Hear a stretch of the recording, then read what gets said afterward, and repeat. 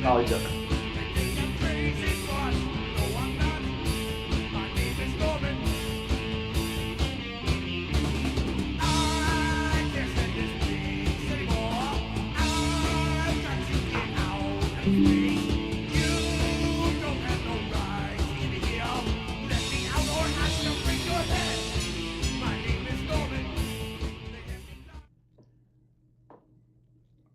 Welcome to Rainy Nights, the segment of my YouTube channel where I interview motor vloggers and motorcycle personalities.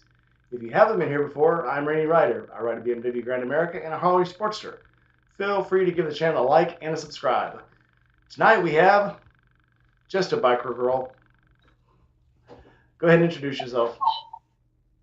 Hey, thanks for having me on. I am just a biker girl, and I have been riding Harleys since 2003. Grew up riding with my pops. He rode assorted bikes, but I trended towards the Harleys, and I'd have to say growing up on FX Softails was very definitive in my life that I always wanted to get back to that. And after marrying and having kids very young, and my husband realizing this wasn't a passing obsession or a fad,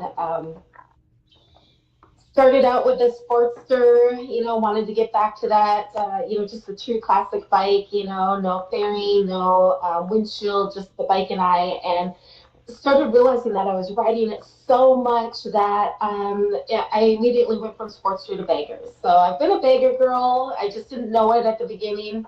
And I love riding. I love riding on, my bikes anywhere, everywhere.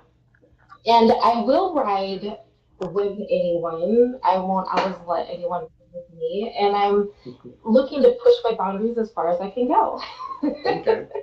Absolutely. Let's see who we got with us in the chat tonight. I know you're going to bring some friends with you that may be watching and don't know they can get into the live chat and actually conversate with you. So let's see. We got Gmar Rides, Buck Brown, Joey Stromboli, which means his wife is not far. Lala is somewhere around. Diana Pillion Style, my Pillion. Dry Heat Doug, my brother from another mother who is recuperating right now. If you guys haven't, so Dry Heat Doug had... he's been out for a little while. He's been down. So you guys send him well wishes and tell him that you love him in the Navy style, which isn't gay like the Marine style. Who else we got here? Did I say that out loud? Lala, there she is. Lala, welcome into the chat. And yeah, they've been having a lot of chats without us. They feel like I've left out some of us. So tonight, I will say I have a sponsor tonight. Tonight's sponsor is Dubby Energy. And if you have never heard of Dubby, Dubby is a, hang on, there we go. Dubby is a jitterless energy that is, they're promoting it towards live streamers, gamers, people who need energy but can't get up and move around a whole lot to keep you awake. If you use the code, it's down in the description below of the video. You get a 10% off code, or you can just go to their site and put in Rainy Rider and you get 10% off of your order forever and ever and ever. It's always good. So check them out. They got some cool flavors. This one is the dragon fruit. I'm horrible at this, but yep, that's the dragon fruit one, and I love it. It's called Dragonade. So check it out. It's good stuff. Jake from State Farm and Paul Beardsley has stepped in. Welcome, guys. I was just on a camp out with Jake in August in the hottest parts of Mississippi, the bowels, the hellhole, Satan's anus at Little Sturgis. It was 110 degrees when we were there. The first day we got there, it rained. The second day it was 110 degrees. So we had a great time there. So is it gluten-free? It is gluten-free, Joey. Thanks for asking. I have no idea. But it's made, I don't know. Sounds good. Will it make you buy it? Yes, it is. Whatever the thing you think it is, it's going to make you buy it. That's it. But, you had me at Dragonade. Yes, it is gluten-free. Gluten-free is one of those funny things. Gluten literally is like oats and wheat. So anything that's not made with oats and wheats is gluten-free. Go figure. But anyway, we're going to head on with this. Glad everybody stepped in. Let's keep the fun rolling. So you kind of mentioned you have been riding for a long time, but you told me a cool story about riding with your dad in the rain, which I'm interested in. Go ahead and tell that story. Yeah, so as a kid growing up, I used to ride on the gas tank in front of him before I was actually big enough to ride behind him. I think a lot of us did, back in the Gen X days. And I was so little, I was wearing one of those little like A-frame pinafore dresses that had the little matching rumba panties. Um, Sitting on the gas tank, I don't know what my parents were thinking, but it started to rain, and the splotches were big and they hurt my skin. And I said, it hurts. And he's like, hey, listen, I can bring you home or you can ride the bike. And it's like, I learned to shut my mouth and I also learned to gear up a little bit after that. I always had some extra bandanas, to kind of wrap around me and so on. But I knew if I wanted to ride the bike, I was going to have to, suffer the consequences of whether it was too hot or too cold. And we've all been through that. We've been out on these beautiful hot days. You go out on a run and you're with your friends and it's 80 degrees and you bring nothing and spend the night. And on the way home, it's like 50 and raining and it's cold. And you just, as fast as you can go from bar to bar to try and warm up. At least that's how it is in the Midwest. Yeah. Oh yeah. So you're actually in Northern California now.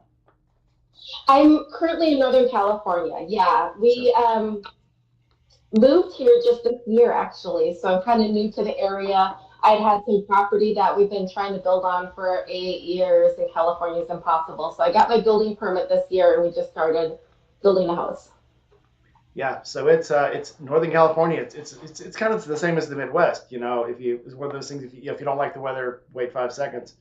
Um, and in Mississippi, it's So I lived in St. Louis and Mississippi the same way. It could go from 80 degrees to 50, and it's gonna rain. It's gonna rain probably half the year. So if you are going to ride, you're gonna ride in the rain. Just bet on it. You have to learn how to ride in the rain, and you have to learn every hack for riding in the rain. You can have a rain suit.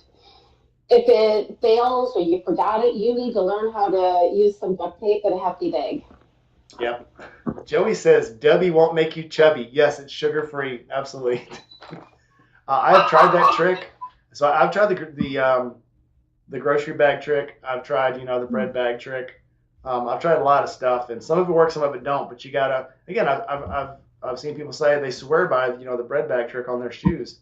But whatever works for you is what works. That's period. I mean, what works for you might not work for me. WW. But yeah, I always have a roll of duct tape. I always have twist ties. I always have zip ties because This time, absolutely. you have to have stuff. And But you're right. The Midwest is like no other beast. So yep.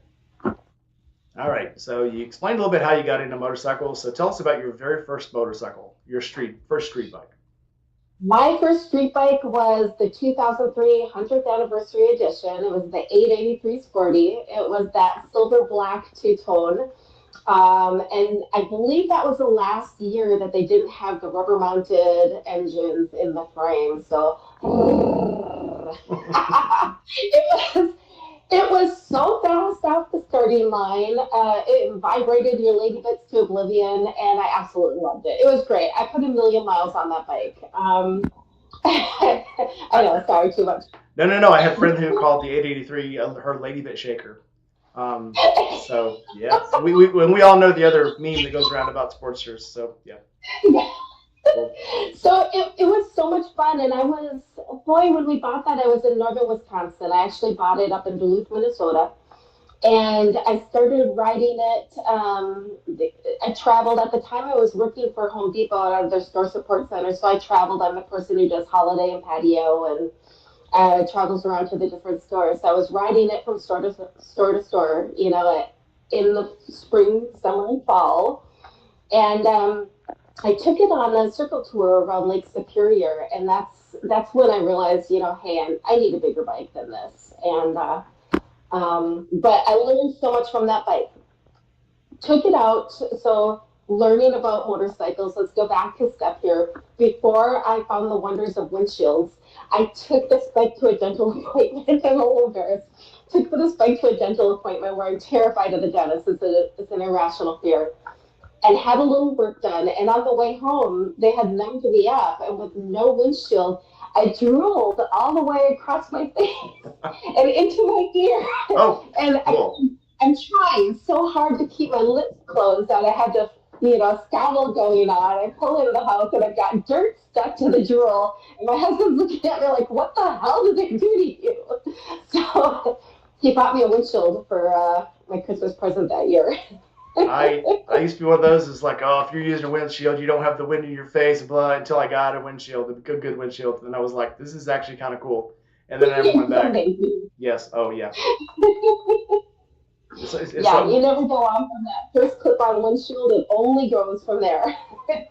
just like the rubber mounted engine. Once you're like, oh, if you're not pissing blood, you're not riding a real bike.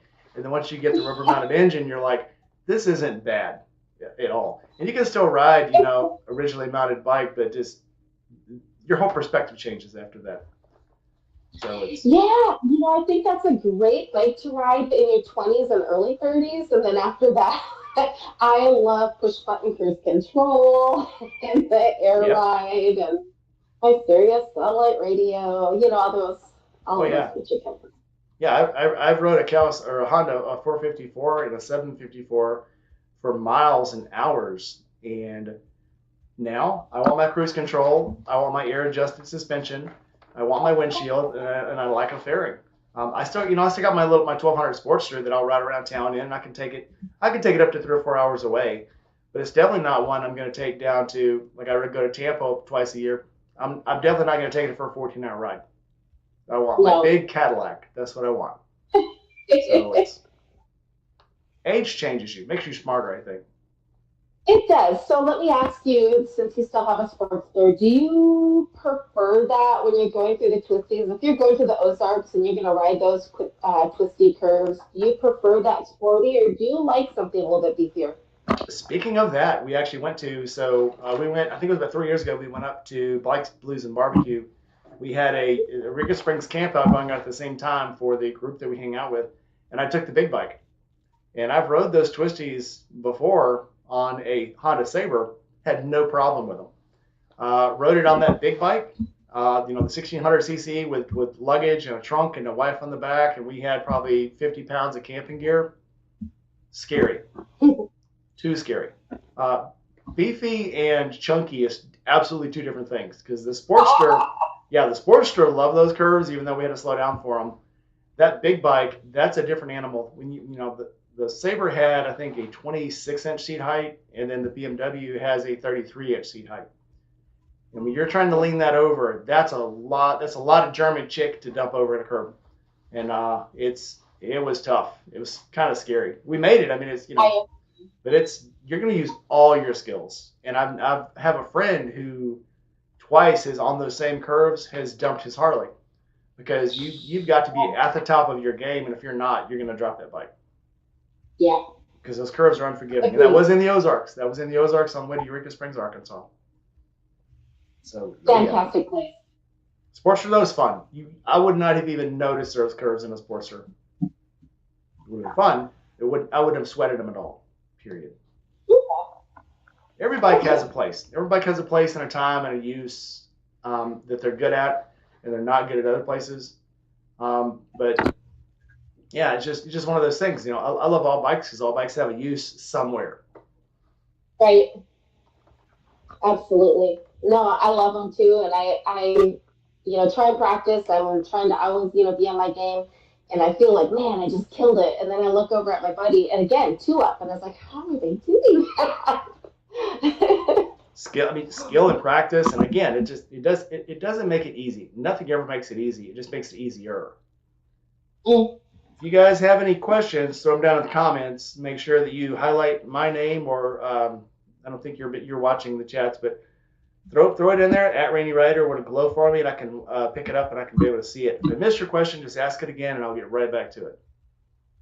All right. So next question for you: who inspires you to ride? Ooh, that is a great question. So I would have to say, all the people I've ever met out riding growing up who high-fived, hugged, invited, engaged, or included me, and brought me into that biker lifestyle that I wanted to pursue so much. But definitely, I like riding with all people. So I hate it when people are like, oh, women, women, women. But there wasn't a lot of women who were solo riders back in the late 70s, early 80s. So um, that inspires me, to ride and get out there and do it too, and try and inspire other people, whether it's women or whether it's someone who just never had that opportunity or grew up in that environment. I don't care. But I like to stay friendly. I feel like I have a very approachable look. I a little bit more like a PTA mom, than the average biker. And people feel comfortable coming up and approaching me and asking me those questions. And so it's inspiring. It's just those people who included me and brought me into that lifestyle to begin with. And it was everybody. Good answer. I like it. But my cat just kicked in the door like a no-knock warrant. I thought my wife was beating on the door. It's the cat. I told you this would happen. He said I can hold her down. All right.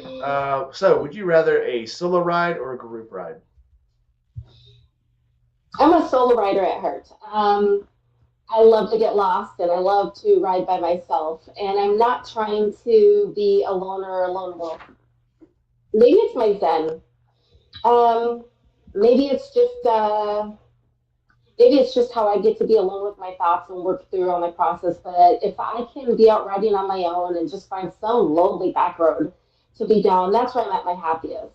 And if I do ride with a group, it's usually a fairly small clique of people that I feel really comfortable with. And I just always stage myself in the back because, we all ride different. And I think we all think that we're assholes when we ride, but I definitely am. And if I can just throttle it and beat the next person, I'm going to do that too. All right. But how about you? I like small groups or no groups. To ride in a group, I really have to know the people. So, and I'm talking like I have to know exactly where they're going to turn. I've rode with people before that I knew exactly every turn, who's going to go into where they're going to dip into the curve, how much room they're going to give me. And if I ride with like poker runs and stuff or ride with toy runs, I'm very cautious. I give people tons of room because I'm afraid of what they're going to do. Or I'm afraid of these people who don't ride that much and just want to show what a biker they are, and they just want to, be out there and be jerks, or try to ride above their skill and then they end up crashing. There's a place we go down in Tampa that every ride we take down there, we do big group rides, and somebody always has a wreck down there during the ride. Somebody always goes off. So I just like to give them plenty of room. But yeah, if I could, just me and my wife on the back can ride anywhere, or me by myself can ride anywhere, where I don't have to worry about somebody else.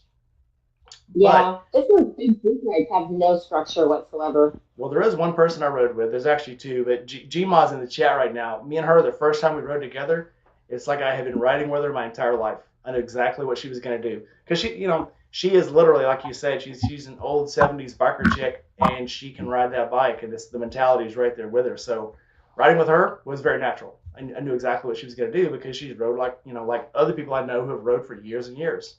And they develop that skill, and they know what's safe in a ride and what's not safe in a ride. But other than that, yeah, just me. Gina actually has a question.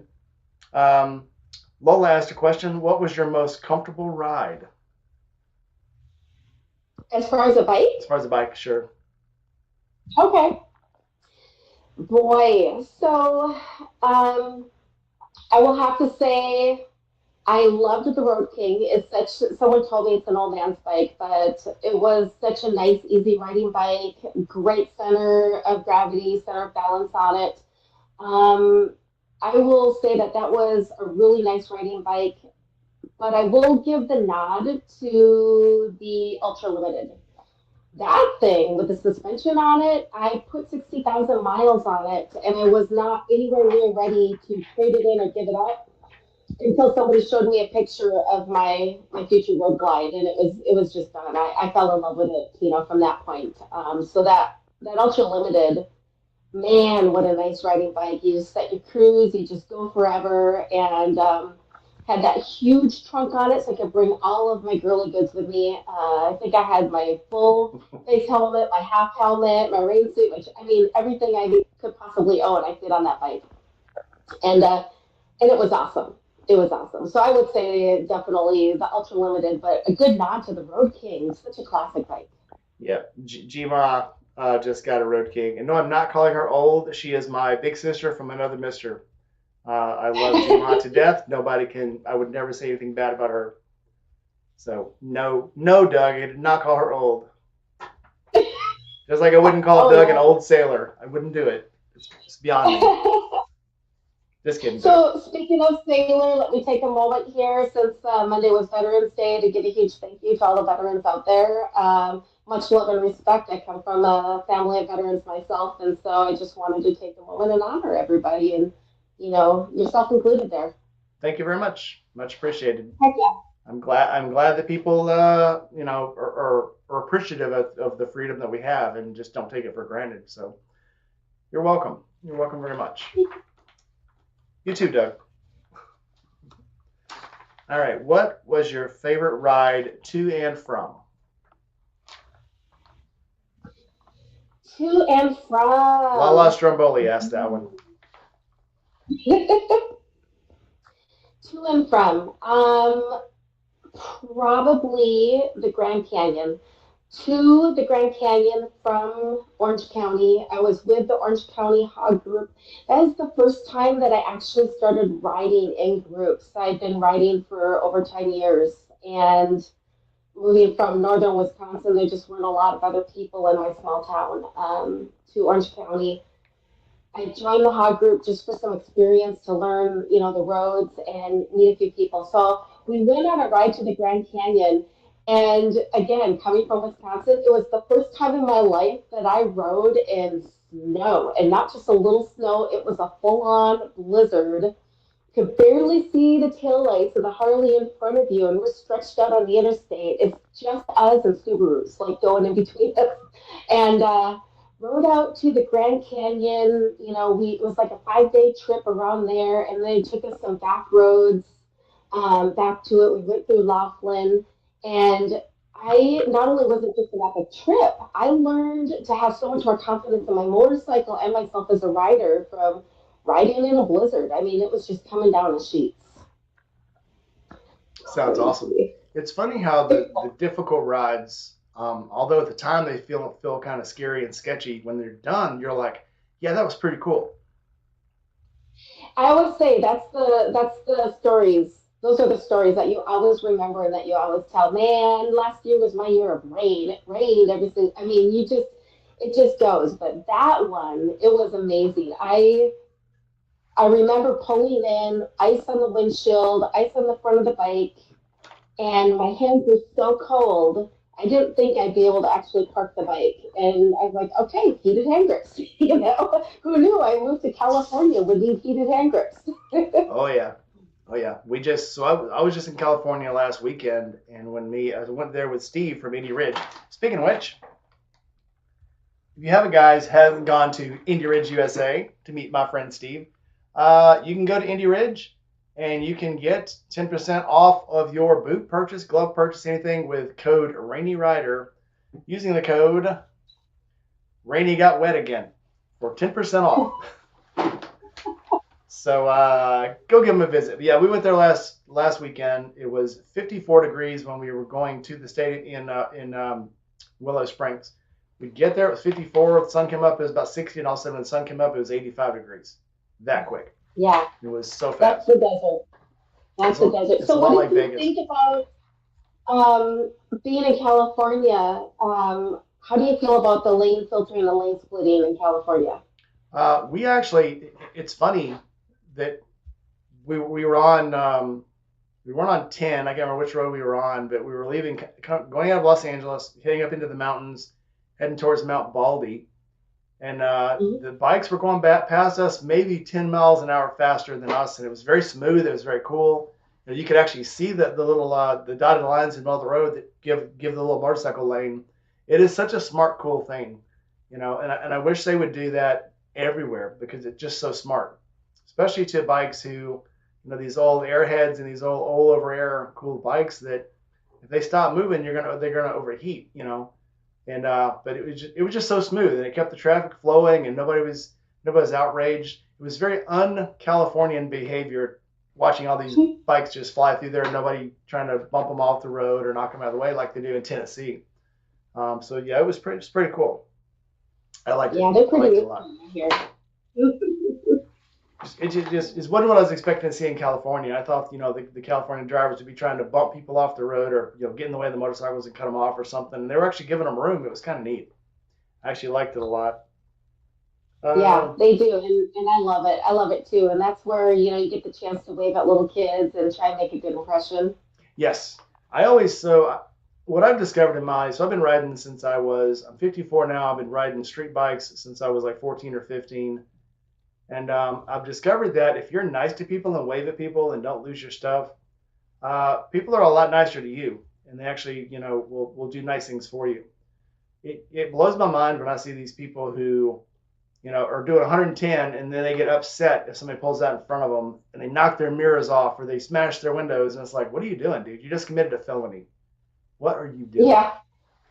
So, and I saw one the other day. It was kind of funny. It was on Instagram, and this dude really was doing 90. Went to go around a car, and the car was coming over. And when the car went to come over, it was probably 40, 50 feet in front of him.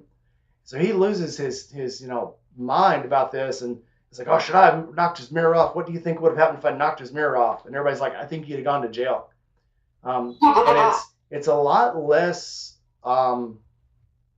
Used to back in the day, all the bikers were like, oh yeah, knocked the mirror off, yeah. Now it's like, dude, what are you doing? What are you doing? You're acting like an idiot. Stop that. So it's less accepted now than it was probably 10 years ago. Probably because more people are on bikes now and they understand this isn't just a weekend passion for a lot of people. This is everything. Until I took the job I have now for the last 10 years. Everywhere I went, like you, I ride a bike. That's what I do. And now I have a big service truck that I have to bring home, so I'm riding the truck more. But before that, if I wanted to go to work, ride the bike. If I wanted to go somewhere for the weekend, ride the bike. If I wanted to go up to, check out the Harley dealer, ride the bike. So it changes your perspective when you're on that bike every day, and that's your only mode of transportation. And I think more people have gotten around that, especially since COVID. So the mentality has changed. You still got those jerks out there that are like, oh, you should knock their mirrors off. Oh, rip their antenna off. Yeah, use your get back whip. I think the get back whip is kind of the equivalent of a push up bra. You're just trying to make yourself look better. It doesn't just serve a purpose. It's just there to make you look good, and it does it really. So anyway, my perspective, but whatever. There was another question in the chat. Let's see. Okay, Gma, we'll get to that question later because it is part of my questions. Paul Beersley is asking, do you talk to yourself while riding? Oh my gosh, I talk to myself. I do sometimes answer. I'm sorry. I sing if I have my helmet down and nobody's around. I will sing. I will sing loudly. And if there's a lot of traffic and nobody moves out of my way, I will also sing loudly. And hope that they'll just be like, "Oh crap, make a little path." No, I do. I do talk to myself. It's how I kind of filter through what's going on and how I'm going to sort my feelings, my task list, what I have going on in life, where I am at in life right now. I mean, I don't know. Life took kind of a curveball, and I'm not exactly where I thought I'd be in life, and I'm trying to figure out at this point. Right now, I'm trying to figure out what I want to be when I grow up at 54 years old. Okay. So I haven't answered myself with the right answer yet. I'm still waiting. That's fine. Work your way around. If you come up with a different answer, you can always this is your show. I mean, I'm just here to look good and polish my head. So yeah, if you come up with a better answer later, throw it in there. Buck has a question. Do you tinker on your own bikes? And I'm going to guess that you Very do. little. Yeah. Very little. So I haven't had my own garage for the last 12 years. So I really haven't tinkered on my own bikes. I know just enough to change my own oil and filter and check, the fluid levels. But without having a garage, I really do take my bike in for service. And once they get older, I'm really adamant about bringing my bike in for service. And the last year I was in Arkansas last year, and I found a Harley performance shop in just outside of, hold on, Little Rock. just outside of Little Rock called Rebel's Den. And what I loved about it is that the owners were stunt riders. They go to the Harley centers and put on some stunt shows, so they really knew how to ride a bike. And they were telling me the more miles you get, the more service you need to do just to make sure that all the fluids are okay. And he told me on my last road glide, it was at just under 90,000 miles. He said, Liz, you are the poster child for good service and maintenance. Your bike doesn't have a single problem. It fires up every time. It runs like a machine. It's got no signs of slowing down. And I do credit it to bringing it in because I can change my oil, but am I really flushing out, my brake lines, and am I doing all that other stuff? That there's a list that tells you what to do, but am I doing it? That's the bigger question. Yeah, yeah. I think just being able to check your own oil and put air in your tires and do things like that is probably the most important thing you can do as a rider. Change your own tires. Okay, if you can do it, that's cool. That'll save you money. But if you have a bike and you can't change your own oil, you've literally crippled that bike. So it's just something good to know, especially how to check your oil. I know people that don't even know. I actually had a conversation with somebody the other day that was like, they just started riding. They'd been riding for a couple of years, and they're like, yeah, my bike didn't even have an oil filter. And I'm like, I'm sure it does. And they're like, no, mine doesn't have an oil filter. And I'm like, it has to have an oil filter. And they're like, no, there's no oil filter. And I think the perspective was they wanted to see that big spin on oil filter. And they're like, well, it's got this thing that's under a plate, but that's not a filter. And I'm like, what is it? Well, it's this thing that you take out and then you have to wrench it out and put it back in. I was like, so it's a screen, it's an oil screen, but yes, that is your filter. And they had put in a K&N rechargeable type filter, but they didn't know that was your filter. It was a cartridge type. And but they didn't know that was a filter. They thought, oh, that's something else that's in there, and somebody else does that for me. You're not going to know that stuff when you first get a bike, but that's one of the things you start having to learn because it's very important to know these things. Again, I'm waxing poetic. No, absolutely. And like you, I carry an rechargeable air pump with me everywhere I go, just in case, your tires with the weather, usually go a little bit low, whatever happens. I have used that air moto pump so many times, it has just saved my bacon. So one of the best things that I carry next to zip ties. That's like my best tool.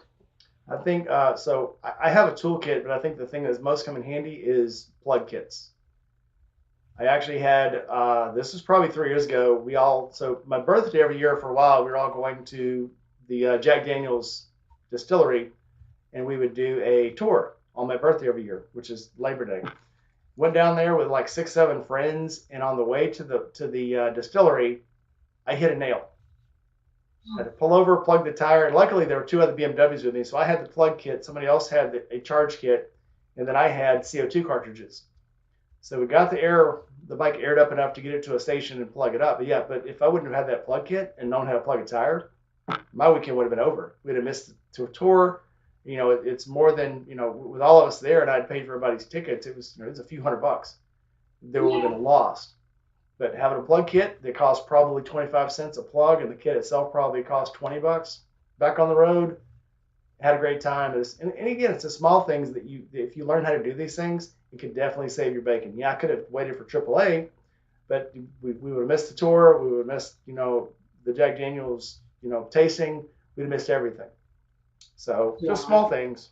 Again, waxing poetic, no shade thrown at anybody who doesn't know how to do your own stuff, but it will save your bacon if you learn how to do this stuff. Yeah, learn one thing. That's all. That's all it takes. You don't have to learn everything. Learn one thing. It's one step. That's all you got to do. Yeah. And I know I was talking bad about groups earlier, but if you know one thing and somebody else in your group knows another thing and somebody else in the group knows another thing, you can have a successful ride by, sucking on everybody else's. Like I said, one guy had a plug-in 12-volt pump. I had the CO2 kit. I had my own plug kit. Somebody else had slime for the plug kit, which I didn't need, but they had it. But if you put a lot of people together, each person carries a few things, for a group ride or a long ride or a long trip, you can be successful. All right. Dry Heat Doug is asking, what is the funniest thing you've ever done while riding? So a couple of years ago, I had been following another group, a person in a group out of Lancaster, California, Doc's Moto, and he does a lot of stuff for veterans and the veterans groups in that area near the Palmdale Harley. And they were putting on a toy drive for the kids, and so I a couple hours away in Orange County, I actually went ahead and did this toy drive. Let everybody know what it was for because I don't want to, say hey, I'm, raising toys for the kids locally. No, this is going to be out in the desert. It's going to be a couple hours away.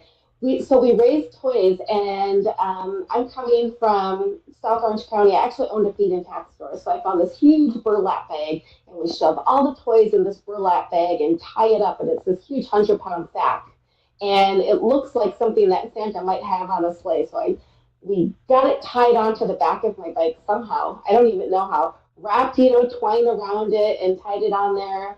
I had a teddy bear sitting, as my passenger, and it was really heavy with toys. And I rode that thing 2.5 hours to drop it off at a VFW to a group of people I had never met in real life before. And it was so cold that day because that's the desert. It was so cold that day, and I got to meet a great group at the VFW, make some great friends, and drop off.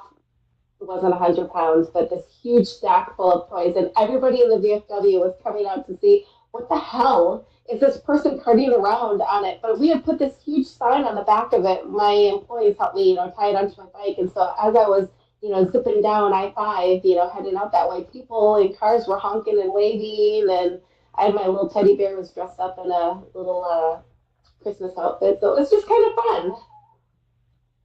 Yeah, that is awesome. I love going places where I don't know people. You get there, don't know a person there, and I'm that guy. You probably do too. As I can tell, you have that personality where you can bump into anybody and just start talking. Absolutely, and it's the best stories. It's the best people. I love learning about everywhere I go. Like what are you doing here? No, really. Oh, you're running for mayor. That's awesome. I don't know. It's just whatever it is. Yeah, absolutely. What's our next question? Oh, so Lala Stromboli, wife of Joey Stromboli, wants to know what is the cutest, craziest outfit you've ever worn on your motorcycle? Let me think. I once wore a pirate costume for Halloween, and other than that, I'm not. I don't, dress up too much. I've usually got the flannel and some type of shirt or t-shirt and the jeans, and that's just my go-to. I don't even ride in shorts, and thank goodness because I had that crash. I don't care if people do or don't, but you do take an inherent risk, and I did get a little raspberry in my bum through my jeans from sliding down the road, but um, that's really it. I'm not that trendy, I guess. I'm sorry. No, no, no, that's fine. We're big on this channel and in these groups about risk management. A lot of people in this group are from the South. I'm from the South, and there are times that you just can't ride at Gat, period. But you still have to have a helmet in it. I can't ride without a helmet, gloves, and boots. I have to have the helmet, gloves, and boots. A lot of that reason is because I work for Indy Ridge, but I have to have gear, and it literally has to be over 100 degrees before I will even think about not riding with some kind of jacket or a flannel. And I've rode before with just a t-shirt, but it's like if I'm going somewhere locally, but it's when it's like 110 degrees. And there's still some kind of risk management there. Even down in Florida on the way back, I'll get like a flyaway shirt or something, or one of these, fisherman's t-shirts, because then you're looking at when it's above 110 degrees, you're going to get third-degree sunburn. So there's always Mm-hmm. something. But yeah, I'm definitely not going to wear a big, heavy, riding jacket when it's, over 80, 90 degrees outside. You Right. actually start getting into more danger then. So yep, totally understand. But Yeah, risk I will management, say your risk.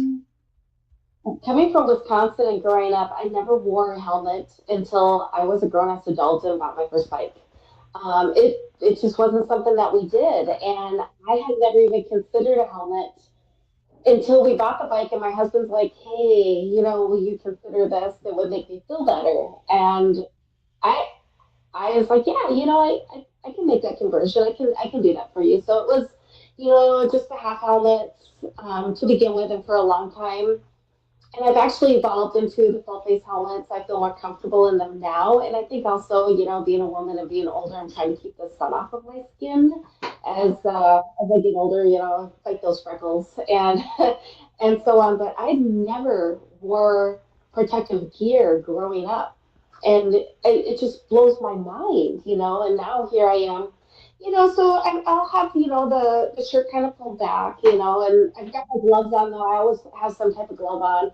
I've got great boots and the jeans. And yeah, sometimes I'll have ripped up jeans on. Again, you're taking that inherent risk. My tattoo guy would be very disappointed in me if I stuffed up my skin and had to go in and get it touched up. Oh yeah, I've had. I was not a helmet rider in 2003. I had a wreck. I was T-boned, or actually I T-boned a construction truck that pulled out in front of me.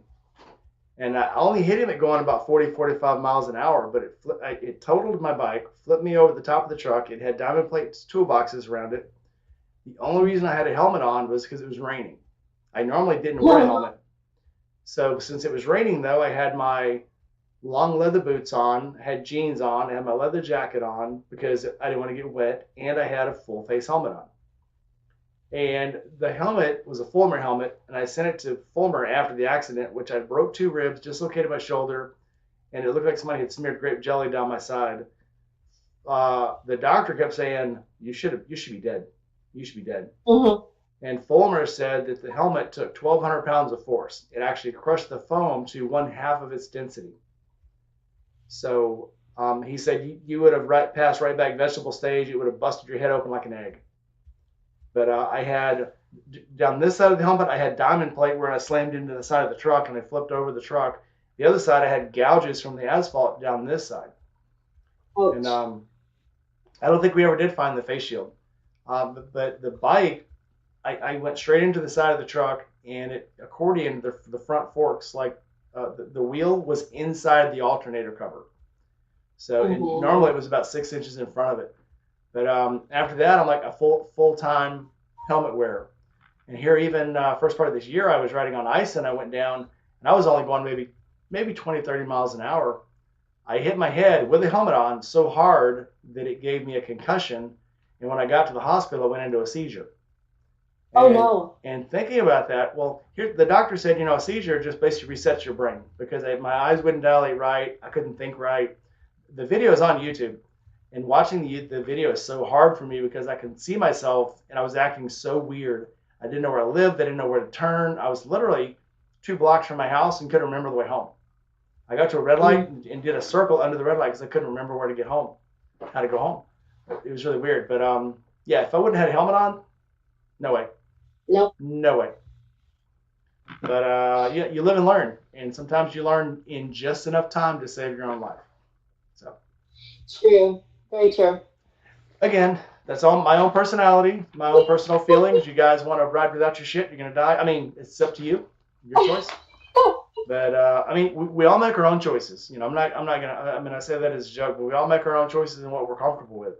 It's very hard sometimes to see somebody that goes down time and time again, and eventually you're going to run out of luck. We all know a guy down in Tampa who's wrecked 3 times, hit his head 3 times, and it's like, dude, you're running out of time. You're running out of time. Start wearing your damn helmet. It's his choice. I mean, but if it ever happens, we can all say we knew it was going to happen. Again, Yeah. I'll get off that soapbox for now, but that's a hard one. I always figured too, in the no helmet states, having lost friends at very low speeds. They were going along, they're getting ready to make a turn, something happened, they just went down, they hit their head, just the right way. And do you really want to have to explain to your family why you died at 30 miles an hour? It wasn't a big wreck. It wasn't something, that split you wide open. It was you bumped your head. And that sounds this weak, but that was just kind of one of the multiple reasons that pushed me into a helmet as well, I guess. I don't know. I try and justify everything that I do. Yeah, Chasing Ghost says, so Chasing Ghost is from Texas. She said, you'd think I'd wear more gear, but only when it's cold. It's too hot here. helmet, gloves, boots, jeans, t-shirt, gloves, about it. And that's enough a lot of times. Um, so I work for the boot company, Indy Ridge, and we get testimonials all the time about the boots. Um, your hands, your head, and your feet are the hardest things to repair after an accident. And I've seen people break their legs in half, and they're back on their feet 3 months later. People that break 4 or 5 bones in their feet, they're limping for years afterwards. So the same thing with hands. You'll never write the same again. There used to be a joke about a guy who I worked with. He said, "I do that, but I got a bone in my hand." He broke 2 bones in his hand like 10 years earlier and still couldn't grip things right sometimes. Oh, no. So protect your hands, protect your feet, protect your head because you'll never get those things back. They'll never be the same afterwards. That is true. I'm definitely, my hands hit hard when I went down, and so my fingers are so swollen and bruised that having a hard time. There, I didn't break anything, so it's just a matter of time and the swelling going down. But damn, my fingers hurt so bad afterwards, and I keep trying to bend them and grip them, and it's wear some gloves, people. You don't want to have to put your skin back on top of it. Yeah. Did you have gloves on? I did. I had on my thick winter gloves because it was cold out. It definitely pays off. Again, I had when my bike went down, it dragged me down the road for a little ways, and it actually yanked the heel off my boot. But because my boot has a transverse sole on it, it couldn't crush my foot. Um, but it tore the crap out of the boot, and all I can the bike could grab just enough of that boot to pull the heel off, but it couldn't actually crush the sole, so my foot was safe. If I wouldn't have had that on, my BMW weighs 950 pounds, and my foot was trapped under it. Um, Yeah. it would have grounded away to nothing. We've all seen the video. I think it's a Rye or one of them has it where they call it the crayon test, where they'll basically put like a chunk of meat into a pair of blue jeans and like rub it against the asphalt, and it just grinds it away. But they call it human crayon. That's what it's called, the human crayon. Yeah. And yeah, that asphalt is unforgiving. But Very true, very true. How did you get stuck? How did your boot get stuck under your bike? so I was riding. It was right after an ice storm. It was in January, first part of February. It was the last day of a 5-day ice storm, and the ice was starting to melt. And all the ice was melted. I was riding to work, and I went down into a low part of road. Like I said, it's not even a mile from my house. And I got to the bottom of the ravine, the dip, and there was ice on it. They just, you know how it is in Wisconsin. Every time you got a hill, at the bottom of the hill, you get a ton of ice because it just never melts. So I hit Right. that and went sliding. The bike went down. I mean, it went down fast too. I have it on video. I have it on YouTube, and even slowing down the frame rate. One frame I'm sitting up, the next frame it's laying down, and it drugged me and popped me back up. It actually yanked me back up, and I didn't even know Oh, what happened. wow. But I hit my head, banged the crap out of my head, drug my boots, and all I could think about was, well, crap. Now I'm going to be late to work. You know, and again, it rang my bell big time. But like I said, sometimes you get lucky. Sometimes like God loves an idiot. He's because they're the best form of praise is seeing an idiot live through something. Go, God must have been with that kid. But Oh, I haven't heard that one. yeah. Anyway, we'll go on to the next one. I'm sorry, we're dragging this out, aren't we? Okay. What is your favorite moto meetup? I told you these would run long. I know. So, how do you pick a favorite though? So, my favorite moto meetup, and I've been to a few. I'm going to say in no particular order. If you guys are familiar with Born Free, and I think it started in Southern California in Silverado Canyon. It is like the hugest eclectic variety of bikes. Some of them aren't even bikes. Some of them are like armchairs that people drive and ride, and I used to call them rat bikes, but I mean these hand built skeleton of a bike, and they've got their toolkit, and they've got their little itty bitty sleeping bag, and they ride these bikes cross country. I mean, we're talking about our air ride and our push button cruise. They're riding these bikes cross country. They camp out and then get back on them and take them over to Born Free. The bikes are so cool. They're not my style because again, I'm creature comforts, but it's so cool to see them. the thought that goes into them, how creative some people are, and then just the sheer shenanigans that go along with it. Again, there's people who have like chariots and the lazy boy recliner that street legal and ride it down the road and so that is just a great one to go to. I mean, it just takes you back to a different era almost.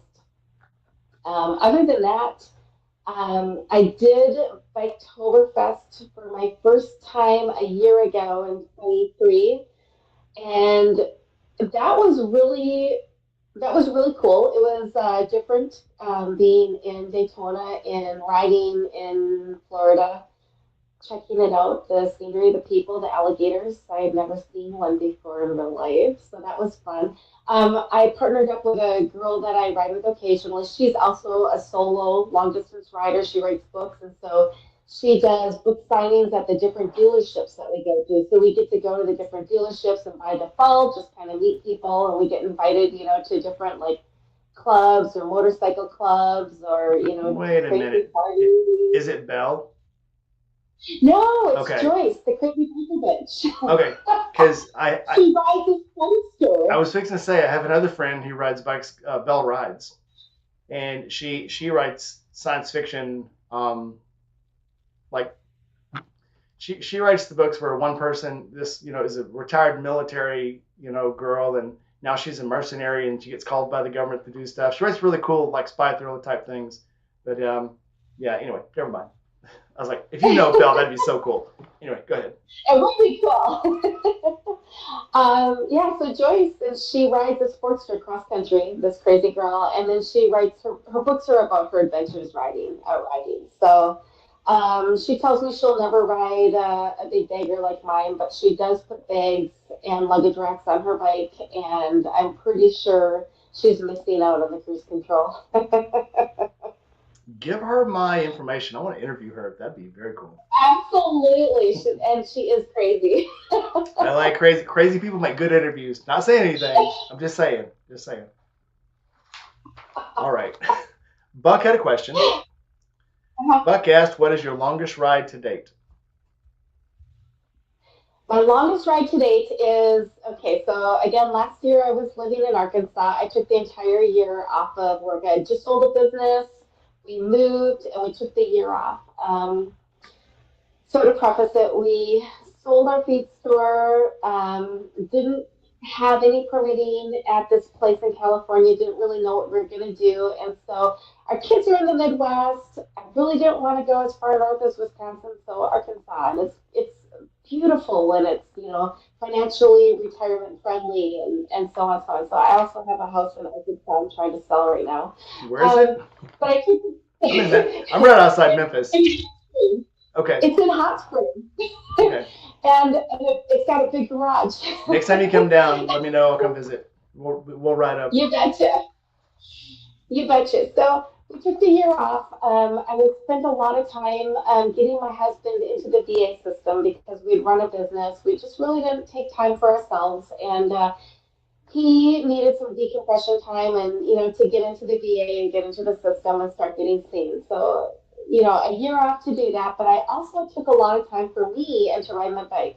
So my longest ride involved a lot of stops along the way. I rode from Hot Springs to Indiana, and I babysat my grandkids for a week in Fort Wayne. When my daughter and son-in-law came back, I rode from Fort Wayne to Sturgis through the most hellacious rain and hailstorm of my life.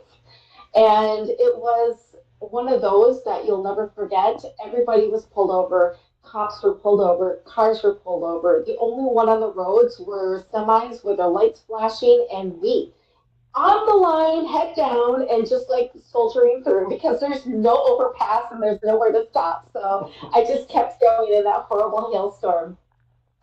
Rode to Sturgis, camped out, spent the week at Sturgis. I rode from there back to Arkansas, dropped off my stuff, and the next day I left there, went to Duluth, Minnesota to visit my oldest daughter, spend some time with her, see my mama, left Minnesota, went back through Hot Springs, dropped all my stuff off, and the next day I drove out to Daytona and met up with Joyce, where we spent a week riding our bikes down to the Florida Keys and back up. to Biketoberfest. So there were stops along the way, but it was about 4.5 weeks of just camping and riding. That I sounds mean, actually excellent. it was so cool. I even pulled over in just rest areas. Sometimes I was so tired and I just couldn't even find a place. I pulled over in rest areas, threw down my blanket next to my bike, and just camped out. That remind. Okay, I have another question for you. What is your longest Okay. unprepared ride? A ride you weren't prepared for, but also you found yourself riding somewhere. Okay.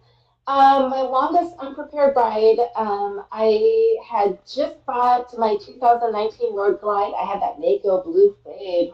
It was so sexy. Anyways, my husband and I came up here to Northern California to spend the weekend for the 4th of July. We hauled the bike, his bike as well. So I bought him a Street Glide. It's kind of my backup, don't tell him, but I keep it for him in case he's interested in riding. We'll get to that later. And so we hauled the bike into way too small of a trailer. They're loading my brand new bike into this tiny little enclosed U-Haul trailer. And it's like when you pulled in, I looked at it, I was like, oh crap, it's not gonna fit.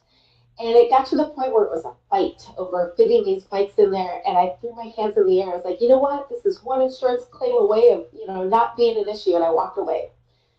So we get almost to where we're going and we hear noises and we go back there and the bikes are beating against each other and they're loose and my bike is just scratched from head to Oh toe, my no. brand new, like 3-month-old CVO. And I'm like, okay, keep it on the inside where the tears don't, make your mascara run. And he's trying to not make me feel bad, because I walk to the back of the trailer and he sticks his head around me and he's just like pops around and I'm like, well, he goes, nothing to see here. No. The door is like, crap. So we get them as stable as possible. We get to where we go. We have a great weekend and we load his bike in to come home and it's like toodles. And basically we strap his bike down. I jump on mine. It's 10 to 12 hours, but I also took a little side trip along there. So anyway, I left him in the morning, took the whole day, rode all the way from Northern California down to Orange County, kind of went along the edge, over way east of LA. Kind of my favorite thing. I've taken the 210 around, and it's just a little bit scenic, a little more scenic, a little prettier and dropped down into Temecula and then back across the Ortega through the mountains before I actually made it home. It was unprepared. It was just a 12-hour ride. Anything more than that, it's still fairly unprepared. I heard I'm a gypsy. Everything I own fits in one bag. There's nothing wrong with that. So when I was deployed in '06, when I got home, my wife had bought me a BMW RT. What? We lived in St. Louis. We had to drive up to Beaver Dam, Wisconsin to get it. So I go up there, and it's a 12-hour ride, and we get up there to get it, and so I had to stay in the hotel the night before, get there first thing in the morning, 7 o'clock they open, and I asked this guy, I said, what if the bike breaks down on the way home? And he says, if this bike breaks down, and it was a Harley dealer, which is funny, they had it in the back of the showroom, they wouldn't even put it out on the floor, and it was a trade-in. He said, if it breaks down, I'll come get you. I'll take the bike back and pay you what you paid for it. So, all right. So we leave again. We leave Wisconsin. It's probably 60 degrees in the morning. That was my first exposure to heated grips and a heated seat. Nice. Delicious, delicious. Yes. So we drive all the way from Wisconsin down through Chicago, all the way back down to St. Louis. Change the oil the next morning, and my wife's like, "Let's go somewhere." I'm like, "Where do you want to go?" And I said, "Well, I want to go to the AMA Museum in Ohio. I've never been there." And I'd never rode that far with someone on the back of a bike before. She's like, yeah, cool, let's go. So it was one of those cool BMWs that the side bags and the trunk came off like suitcases. You just pull them off. Yeah. And so we brought them in, packed them up, took off. We get to the AMA Museum. We go to the museum the next day at the hotel, and my wife's like, there's a theme park like 10 miles away from here, and Kings Island. And I'm like, okay. So we rode up to Kings Island. We were at Kings Island all day. Came back the next night. And this was supposed to be, granted, this was supposed to be, we're going to ride out, we're going to see the AMA museum, we're going to ride back the next day. 7 days later, we finally make it back home because we're like, hey, let's go. There's one down in Kentucky. Let's go down to Kentucky and let's go see, let's go see this other place. So we went. I mean, we went everywhere, but we were gone for 7 days, and it was supposed to be like a 2-day trip. So yeah, unexpected trips are pretty cool sometimes. Yeah, they are too. I mean, besides clothes, everything that I need is packed in that bike. It stays in the bike. It's all there. The only thing that comes in is anything that needs to be recharged. I have a bag and I throw it on. You heard the Minnesota in there, didn't you? I have a bag No, and not I at throw all. all my and I bring it in. You You know, know, it all goes on my stand, charge you it know. all up. Oh, and so everything that I ever need is on my motorcycle. And you know what? If I'm out riding and I need to stop and buy some t-shirts and some underwear, okay. Yep, yep. I will. Let's not talk about me because we're falling behind here. Lola asked, uh, "What gear? What is your most important gear to bring on a ride?" Or My most Lala. important gear is I go nowhere without my rain gear, no matter what. I don't care if it's hot or if it's cold. My rain gear is on my bike. Um, I've probably got 3 pairs of gloves that also stay on my bike. My heated vest is on my bike, and my chaps and my leather jacket stay on my bike. I have one saddle bag that is mostly unfilled, and it has my little like knitted skull cap that goes underneath my helmet, keeps your hair from breaking, and it keeps me from sweating. And the gloves I'm going to use that day go in my driver's side saddlebag, and that's where I drop my purse and any other crap that I bring with me. Otherwise, all of my gear, and I would say the rain gear is my number one. My number one. Rain gear is good because it's multifunctional. I've also used rain gear when it gets too cold to keep the wind off of me to stay warm. Hell yeah. Rain gear is very important. All right, let's see. Somebody had a question. Dry Heat Doug asked, "What piece of advice would you give to 18-year-old you?"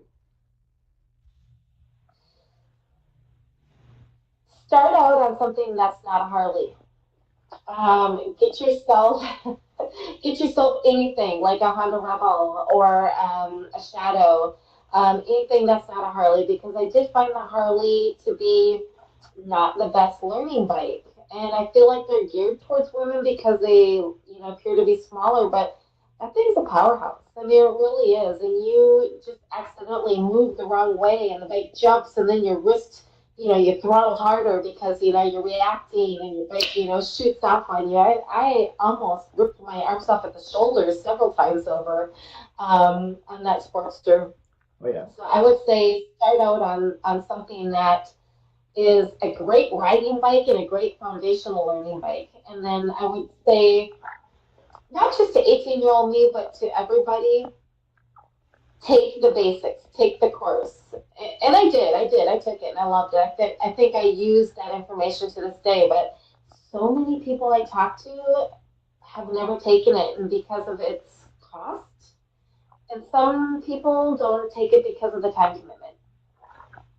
Um, it's funny how people say that the sports is a girl bike because every time I hear that, I go, "Girls are that good at popping wheelies? Shit, I'm impressed." Mine, and I have a 1200 iron, and it consistently, I get used to the BMW that has traction control and a wheelie control, and then I'll get on that bike and I'll just be thinking about something else or singing to myself in my head and go to throttle it up and it'll pop the wheelie. It's just there's no regulation on it. It just goes. So it's crazy when people say, "Oh yeah, sports is a girl bike." Oh really? Shit. Road glides are girl bikes too. I know because I've seen them. So yeah. Anyway, Zan Biker, Bikes Blues and Barbecue is in October. I think they just had it and they have already got the new flyers out for Bikes Blues and Barbecue for next year. So I think it's the second weekend in October. So Great event. Great event. I went there 2023 and just had a blast. yeah, I wanted to go this year, and things were just running over each other, and I didn't get to go. But yeah, next year, it's on my list. I'm knocking a lot of things off my list for next year where I can make other things I haven't gone to in a long time or things I want to go to that are new places. So I will definitely be there next year. All right. Next question. Let's go back to the questions. This is fun, but I told you I'd get sidetracked. I did tell you. All right. What is the stupidest thing you've ever done on a motorcycle? Yeah. So, very little, I guess. I don't do a lot of stupid things. Take off and go out night riding. I've done that, and in SoCal, you can do that. There's really not that many deer out, and the highways are lit, for days. But um, the stupidest thing I've ever done? No, just riding with people I don't know. Good answer. All right. How about this? Your scariest moment on a bike? Okay, several, but this one took the prize. I was riding on I-5 out of LA, just out riding. I had no destination in mind whatsoever, and I was lane splitting. It was heavy traffic, and it was two HOV lanes on the left. Two HOV lanes, and I'm in the double yellow, and probably another 5 to 7 lanes to the right, and this huge pickup just cut through everybody, cut from the far left through and just, crossed the lines. And it was such a jacked up pickup. I don't think he even saw me. And I had to turn and I'm trying to ride so that he's not running me over. And I've literally got my handlebar like on this guy's, front fender. And as he cuts across, he kept going. He kept cutting through the traffic.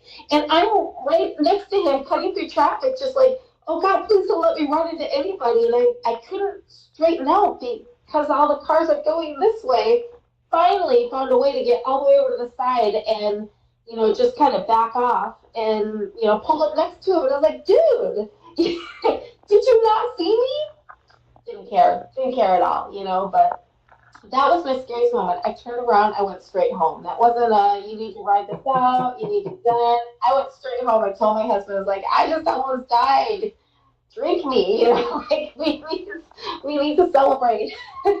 I get it. Yeah. Do you drink to calm your nerves? Or you drink to celebrate that you lived? Yeah, that's one or the other. Well, right now I drink because my mother-in-law is staying with us. Oh boy. I know she doesn't hear very well. No, I don't. I feel that to my bottom bone. I do. But yeah. I love my mother-in-law, but there's a time limit. There's a time limit. It's time. You got to leave. Bye. Have a nice day. Love you to death. Good hugs, but no, it's time. All right. What has been your favorite part of riding? Oh my God, the people. Okay. The people, meeting people, talking to people, getting to know people. But then again, it's all the places that you see in between. Going down, my husband is just looking there, staring at me, freaked me out. Going down some of these back highway roads, and in California, they have old gold mining towns that are just abandoned out there, and the state kind of preserves them. They call it in a state of decay. They don't fix them up or anything. They keep them exactly the way that they are, and you can like ride through and check them out. And they've got like the jailhouses and checking out stuff like that is just it's unbelievable. So going down those old 2-lane highways, seeing stuff like that. I mean, I'm on the PCH, so every gully I go around, checking out the waves, and there's sea lions and there's whales. Oh my God, there's whales that go by, and you can actually see, when they come up and blow the air, and it's pretty amazing. So the sights, the places I'd never see, and the people I would have never met. Absolutely, that's actually really cool. Now, how about the most frustrating part? The most frustrating part is how do I afford this hobby? Tires and oil. The most frustrating part is, I think, when maybe you've made plans and everybody bails on you for some reason. And so I went to Sturgis in 21. We made arrangements. We actually all went in. We rented a trailer. We stayed at Full Throttle Saloon. Everybody bailed. Everybody bailed. So here I am I got this trailer. I'm at Full Throttle Saloon, and none of my girlfriends came with me. No, I'm used to riding by myself. It's okay.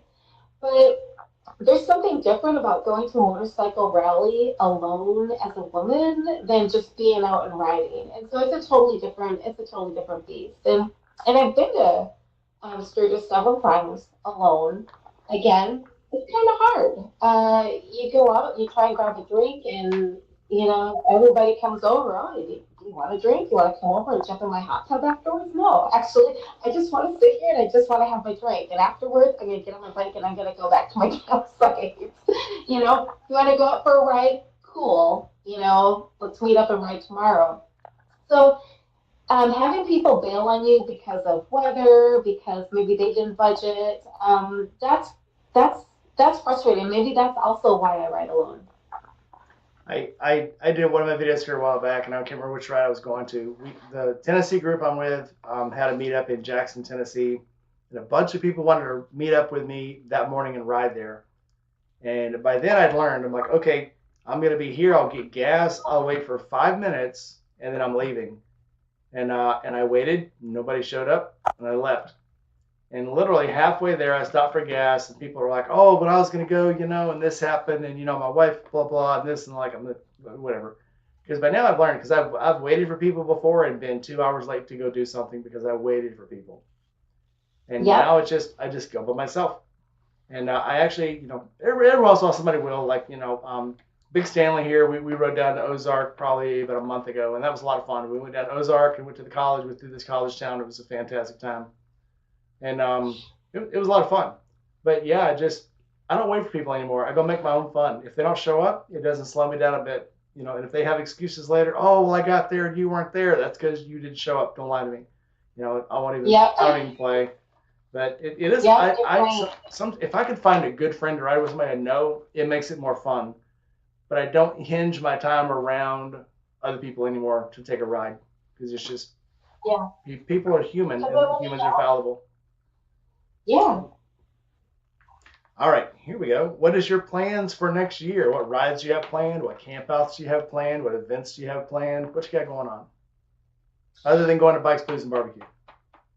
Other than going to Bikes, Blues, and Barbecue, next year, and this will be again, I started a new job this year, so saving up all of my time so that I have it available. Next year, I am thinking I may bypass Sturgis and save all of my time and ride up to Alaska. The everybody wants to put that on their bucket list. My pops actually lived in Alaska from spring, summer, and fall, and then he winters in Yuma over the winter time. So he's just came stateside right now. But I have some place to stay. So if I can ride my bike up to Alaska and get to see my pops and hang out and do some fishing and the sights, I think that's on my bucket list. And I'm gonna save up all my time for it. And camp the whole way there. Yep, I have a friend who just did that, rode all the way up to Dead Horse, and she said it was on her bucket list. And and of course other people are like, "Oh yeah, let's do it, let's make a trip," and she's like, "This is for me. Screw you Yeah. guys, this is for me." And I think Gma, we talk about this all the time. There are places you just want to go and you just want to do it on your own, because like we said, people are fallible. They'll slow you down. They'll take breaks when you don't want to take breaks, and they'll you know go, "Well, why'd you leave me?" And like, well, because I had places to go. So, but then at the same time, I sometimes am zooming along and I got somewhere to go and I'll see something. I'm like, I got to stop and take a picture, and that's for me. And I'm one of those guys that when I'm on a trip, because I do YouTube and Instagram, I like to live stream. So I will stop. A gas stop might last me 3 minutes. It might last me 10 minutes because I decided to stream, and now I got to put it on YouTube, and I got to put it on Instagram, and I got to put some lives up, and so I don't want to slow anybody else down either. So sometimes, yeah, you just got to make that trip for yourself. But That's the truth. Alaska, absolutely. I want to do that trip one day, just to say I did it. Oh, so now I know we're not supposed to ask you questions anymore. But do you hotel or do you camp? What is your preference? And If I'm trying to jet somewhere, I'll hotel because it's easier. Camping, I mean, is as easy as you want to make it sometimes. Now, if I'm going somewhere and I would be there for a few days, I'll camp. If I'm just trying to get somewhere, hotel. I can throw everything, on a cart, get it up to the room, unload it, throw everything back on the cart, get it back on the bike, and I'm gone. Whereas if you're camping, and I know people say, well, I'll have a small camp and I keep all my stuff to the side. If you practice camping and practice packing right, you can do that. But if I'm really trying to get somewhere, I'm not going to camp because it adds a lot of time to a trip. It does. Again, that's just my feeling, my little 2 cents. But No, it's totally true. It's totally true. If I'm in a huge hurry, it's a hotel. If it is pouring buckets, hell yeah, I'm staying in a hotel. You need to dry out and warm up. But if we ever ride together, you'll learn. If I ride with somebody, it's gonna rain. I bring the rain, and that is not a joke. Not a joke at all. It's gonna happen. But yeah, dry hotels with heat and hot showers, yes. And it seems I always take my longest trips when it's like 50 degrees. I don't know. I magically work that out. I can take a trip in the middle of August, and if it's a trip that's going to take me somewhere like 8 hours to get there, it's going to rain or it's going to turn into 50 degrees every time. it's that, or it's going to be 117, and I just can't handle it. I just can't handle it. So I was telling you, I rode up to Duluth, Minnesota, visit my daughter, visit my mama, and it was so hot. It was so freaking hot. And that first day I struggled, and I made it to some weird town in Missouri, I think. And I had to stop. And I found this hotel, and I had this grand plan. So I had this great plan that I'm going to pull over, going to get a room. It was a shit hotel, no less. And I'm going to get this great night's sleep, and I'm going to get up in the middle of the night, get ready, and leave. So I'm driving at nighttime when it's cooler out, and I will make it to, Minnesota. And I did almost that. So I got up at like midnight, got dressed, got everything done, put my little key card for the hotel in this little, business card holder, get on my bike, and I was gassed up. So I rode it as far as I could, which was about 4.5 hours, pull over for gas. And I don't even know, I can't even begin to explain. I forgot my purse in the hotel room. So I get there, I don't have an ID. I don't have money. I don't have a credit card.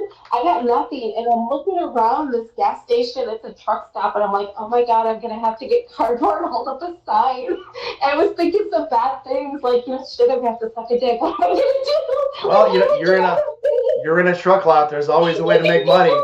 Get your knee pads out, baby. Roll them up. Make some money. I'm like a total panic attack. How do I get out of this? And I'm looking at this gas pump. I know it's like I totally over panicked. And I'm like, okay, when I had my business, people came in, they used Apple Pay. They just held their phone. So I take my phone. I've never used Apple Pay in my life. And I hold it up next to the gas pump, and it went boom. I'm like, yay! Gassed on my bike. I turned around. I rode straight back to the hotel. It is now only like 5 in the morning. Walked up, my key card is still there. Ran into the room, grabbed my purse. Got to Duluth at like 7 o'clock at night. So I rode through the heat of the day. It was like my plan backfired on me, but I had a grand plan. Anyways, that was one of my worst mistakes that I ever made in my life. Well, I think sometimes when just, like I said, God loves an idiot, and he'll have a plan for you that you're not prepared for. And he's going to make it happen whether you like it or not. So for some reason, you didn't need to get up in the middle of the night and go to. But yeah, it's going to happen. And you know what? Like we were talking about earlier, sometimes the unplanned trips and the unplanned events make the best things happen. So, and write them out. And you've always got a story. If nothing else, you have a story. I did. I got a story that one time. Oh my God. All right. What bike do you think is the most reliable? I've never had a problem with my Harley, but if I was a betting man, I'd go with a Honda. And I have no experience with Hondas, but from cars, they are mighty reliable. So I'm kind of pulling from that. Um, I've never had problems with any of my Harleys. I at one time would have said a Honda, but after having this Sportster, um, I had a Honda. When it gets an engine light, it goes into limp mode. The BMW, if it gets an engine light, it goes into limp mode. That Harley, I'll get an engine light. It doesn't even care. It just goes. Stop. Make sure there's air in the tires. Make sure there's gas, and make sure there's oil in it, and it'll just keep running forever. forever and So, ever. yep. So I'll say, yeah. And I've heard people say, oh yeah, Hondas will run through anything. No, they won't run through an engine light. They will go into limp. But that Harley, it'll just keep going. It will not leave you stranded anywhere because it will run until it melts. Which, eventually may happen one day. I hope they'll come back and bite me in the ass. But that Sportster, bulletproof. Absolutely bulletproof. I bet. Probably not so much with all the digital displays that they have now. In fact, my last Road Glide, even the gauges were digital.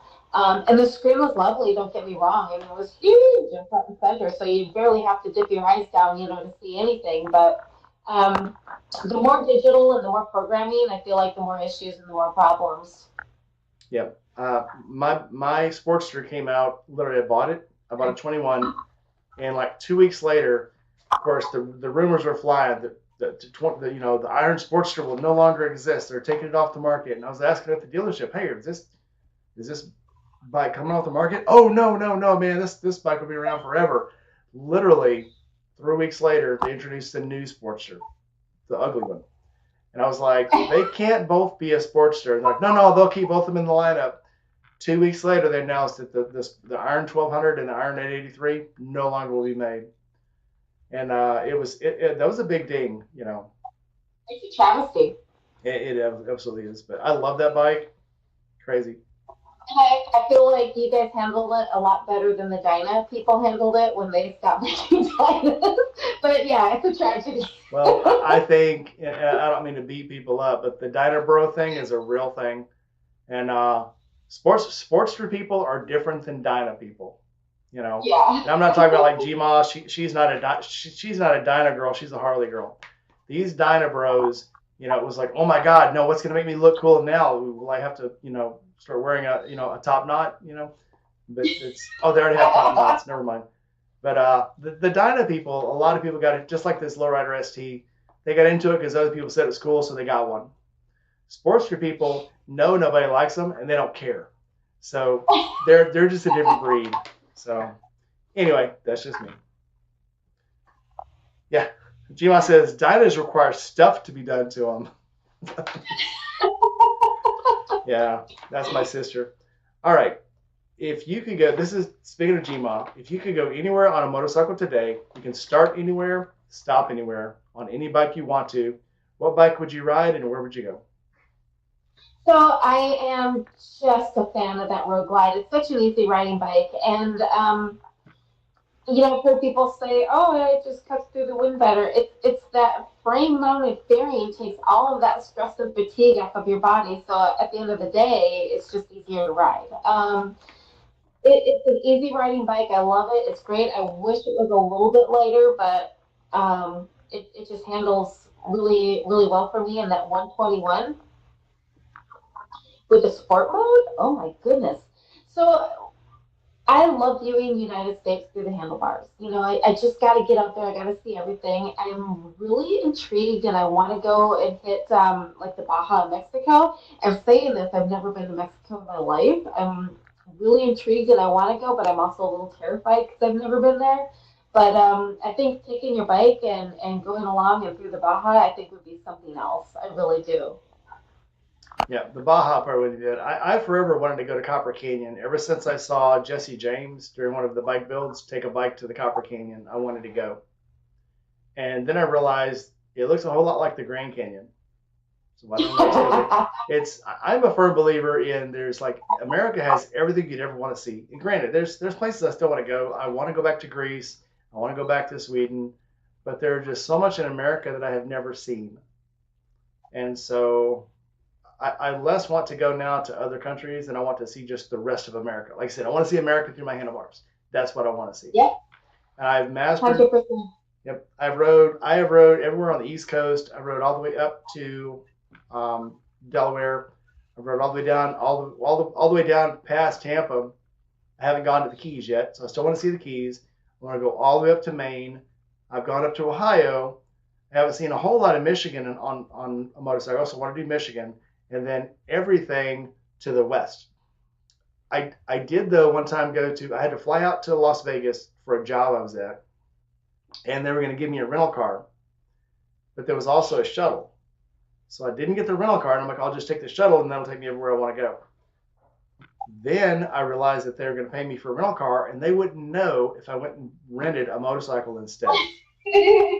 So I went to what used to be Bob Dross. Bob Dross used to be a motorcycle designer in Las Vegas, and I went there, rented a motorcycle, and rode through the Fire Canyon.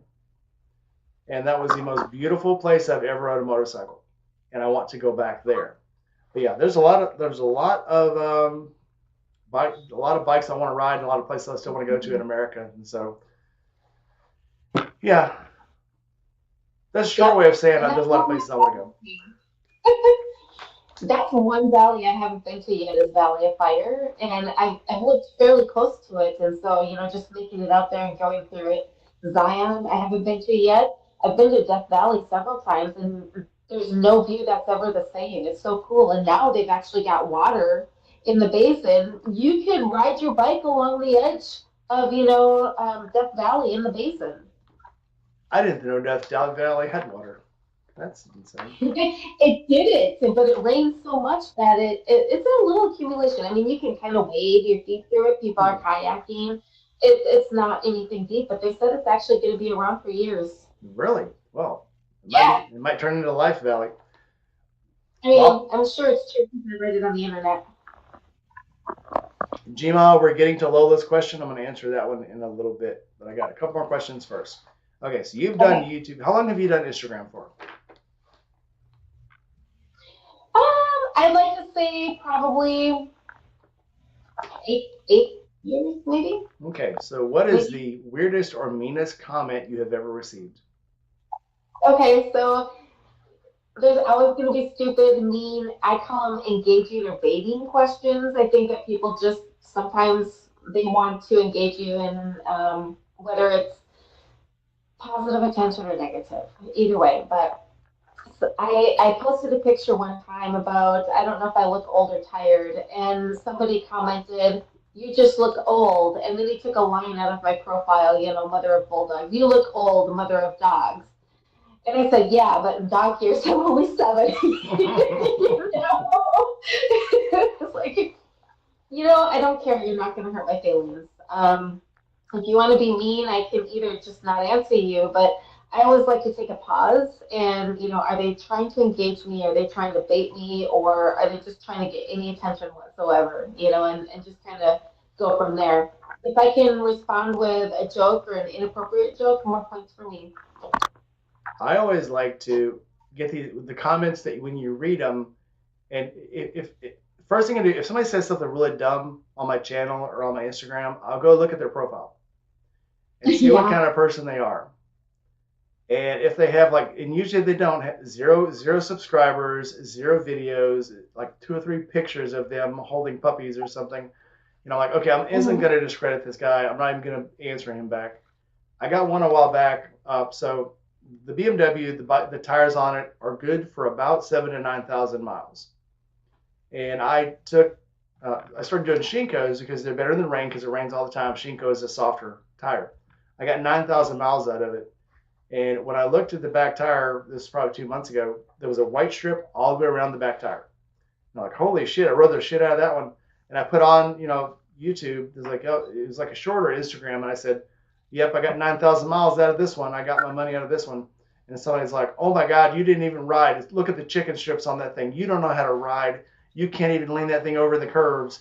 And I'm thinking, okay, number one, this is a 950-pound bike without me on it. No, it's not meant for riding through curves. Two, it will ride through curves, but this is my touring bike. It goes in a straight line from here to Tampa and here to Ohio, and here to Nashville. That's where it goes. That's where all these miles were.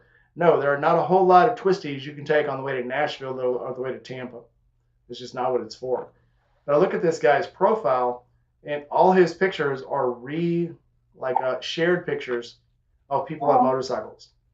And I'm thinking the only thing this guy knows about motorcycles is what he sees on the internet.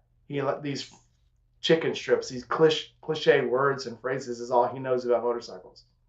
Not one picture of him on a motorcycle anywhere. So I just instantly just kind of said, I'm not even answering this guy. It's not even worth it. But discussions, I'll love a discussion with somebody that actually knows what they're talking about and has a question or a opinion that is their own and not someone else's that they read off of Instagram. But other than Exactly. that, yeah.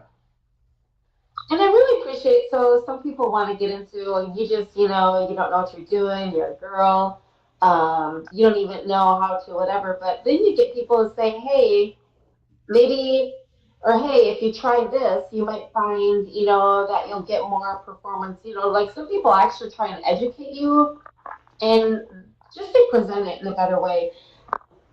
And again, text has no emotion attached to it, so you have to like always read it. You're trying to find out, is this guy being a dick or is this guy, just being really legit?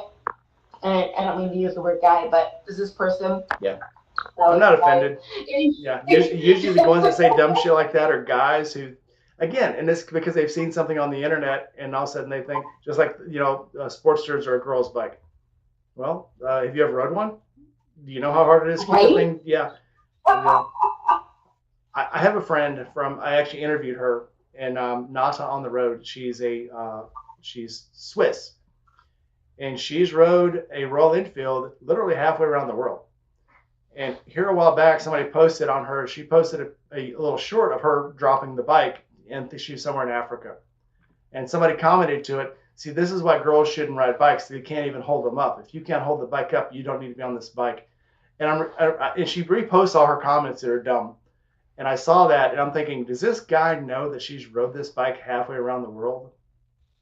Literally covering Africa, India, Asia, China. She's been up to, through some of the Russian republics and stuff. Does he even know that she does this? And I'm thinking, the dude instantly, she thought it was funny. That's why she reposted it. And she put something under like this guy obviously doesn't know me. But people that see things like that just instantly want to answer them. And she is a camper. She'll put that tent, in the middle of a freaking desert on a bunch of rocks, and pad it up with sticks to try to make it comfortable. Yep. So she's earned her cred, but to see people say dumb stuff is it's ludicrous. It is. It is. And there's, I don't know if you follow, actually, it's Axel. She was one of invited bike builder for Born Free. And so on her social media, she'll get some really mean, hated, comments. And she actually made a post about, you think you're ruining my day, she will take those comments and turn them into stickers and including the person's username and everything. And when you buy merch off of her website, she'll send you stickers so that you can put it up where you go. Here's this person, and this is what they said, and it's just kind of goes to show what a douchebag some people can really be. But you have a good sense of humor. You just move on. It doesn't ruin your day. Lala Stromboli says, "You're just a girl. F them losers." uh, Gma, yeah, sorry. No, Lala, I did not edit that comment. I just didn't see it in time. So if a comment comes up that they think that you might want to edit, they hold it and I have to approve it. Gma, you can approve those if you want to. So anyway, Gma is my controller for tonight. She's moderating the chat for me. Thanks, Gma. You're awesome. Thank you. Yeah. She doesn't live far from you. When I told her that I was interviewing you, she wants to go ride with you. Heck yeah. She is my big sister from another mister, and like I said, she is more biker dude than any dude I ever seen in my life. She's the real deal. We went riding down in Tampa, and like I said, first time we rode together, it was like I'd rode my whole life. And there was someone else that was with us, and about halfway between the airport and trying to get to the place that we were going to have lunch, we realized we had lost him. Oh shit. And so he finally rolls up. We stop and we pull over, and he finally rolls up to us, and he's like, "You guys are fast." I'm like, I didn't think we were fast. We were just having fun. But yeah, she's fun to ride with.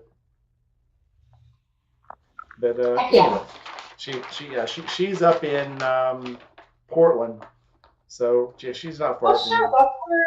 That's where Crazy Biker Bitch is, out of Portland. And so I rode home. I picked up my bike in Sturgis this year, my brand new bike that is no more. Picked it up in Sturgis.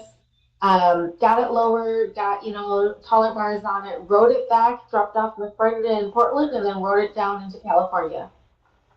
And oh God, beautiful. Gma says, when we lost that guy, we were actually going slow. We were just having fun, and we were just cruising through the traffic, and we were having a lot of fun. All right. Got it.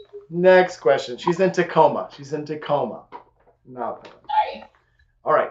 Have you inspired anyone to ride or rent on their own bikes? Yeah. I have inspired people to ride. Anybody who asks me, I'm very open. I always tell them I would never talk you out of it. I always start out with, take the basics course. It's easy. They provide the bikes, they provide the knowledge, they provide everything that you need, and it gives you that chance to decide, hey, I want to go forward with this, in which case you get your endorsement, or no, this really isn't for me, in which case not much ventured. I mean, the cost of the course, which again, some people just never do it, but yeah, I have talked quite a few people into taking the course, and quite a few people into getting starter bikes. In my business, we had a couple people who rode, and I talked quite a few people into getting a motorcycle. And one of them, I maybe helped him buy his first motorcycle, and we took a truck, from Orange County all the way down to San Diego during a rainstorm. I test rode his new motorcycle. It was raining so hard, it was a river coming out of the guy's driveway. Took it out and rode it and decided that we were going to buy it, threw it in the trailer, hauled it back. Actually took him to the mall. A few of my other employees came and we all, taught him how to ride the bike. And so anybody that I can, it's not for everybody. And you don't have to be a rider. If some people just want to be a passenger, and it's like no shame in that. I think if you're enjoying yourself on a motorcycle, that's the beautiful part right there. I don't care what you do on it as long as you're enjoying yourself. Agreed. Absolutely. Get out and ride. We'll flash back to this question. If you could tell a new rider one thing you had to learn the hard way, what would it be? Buy the bigger bike. Buy the bigger bike, and boy, there's always so much sage wisdom in there. Buy the bigger bike.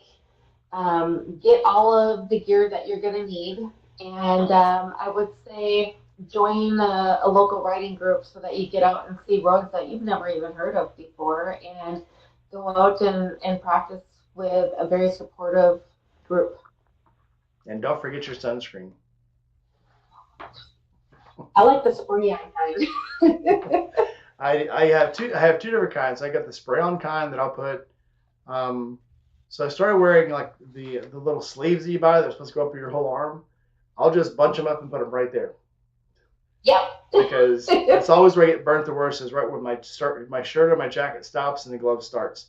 So I started putting the little stretchies over that, or I'll get the neckerchiefs like the Steve, the Indy Ridge has the little neckerchiefs, and I'll double those up, put them over my wrist because I've actually had again, you talk about riding in hot weather, riding down to Texas where my family is. I'll ride from here down to there, and I go through these back roads like Alexandria, Louisiana, between Greenfield, Mississippi. And it's nothing but soybean fields there. There's no trees. And I got down there. This was probably 2 years ago. By the time I got there, I literally was baked. Looked like I had a brown leather band on around my arm, and then it turned into bubbles. And it was painful. God, it was painful. So yes, sunscreen, something to block the sun. But I'll have a spray for my arms and the back of my neck, and then I have the lotion for right here, because I'll get a burn right across there because my shield. I have a flip down shield that comes down to there, and the nose is open, and this part's covered, so I'll get burned right there. I have a line like a little Indian, like I got war paint on. Yeah, exactly. All right, what is one thing most people may not know about you? Boy, I'm an open book. No, what do most people not know about me? I think most people who don't know me well expect that I started riding because I was out riding with my husband, and so he taught me how, and I bought a bike. And most people don't know that it's actually the opposite. He married into the biker family, and so I have a bike, and I take him out riding for barbecue and ice cream, maybe 3 or 4 times a year, and it better not be more than a few hours. And so that's where everybody they assume that I'm out and I'm riding with my husband. And the fact is that he does it just to spend time with me. It's not his thing. So Lindsay, the girl who also works for Indy Ridge, she has ridden for a few years, and she got her husband into riding, and he's a car guy. She's a motorcycle girl. and he works on her bikes, but doesn't ride his own bike. So it's again, there's 3 girls I know that rode pretty much most of their lives, and when they got married, they got their husbands into riding the long way around. We actually was making fun of him on the interview I did with her because he doesn't ride, and he got the old 4-cylinder Nighthawk, and then couldn't ride it, so now they're selling it. But like I say, I'll poke lighthearted fun at anybody, but just realize it ain't ain't for everybody. Yeah. It just some people just don't fit the mold. I mean, no pun, nothing against him. The dude, he's a car guy and he has a lot of hot rods and he works on her bikes because he's good at work. He loves working on bikes. He just doesn't want to ride them. So and that just happens sometimes. But it's still kind of funny, and I'll still make fun of him though. All right. If this is a 2-part question. If you could buy any bike right now, you have to own it for the rest of your life. You don't have to ride it every day, but you have to own it for the rest of your life. What would it be? I would rebuy my 2019 that Mako Fade CDO. It was a great riding bike. I had a stage 4, had the pipes on it that I loved. I had a 14-inch factory 47 mini 8s on it.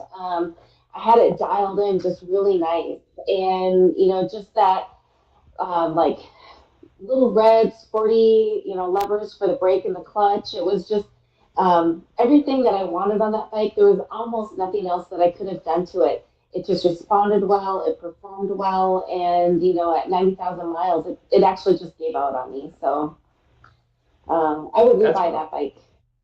Hang on. Yeah. Wait. Give me the year of that bike again. It was a 19. And how many miles?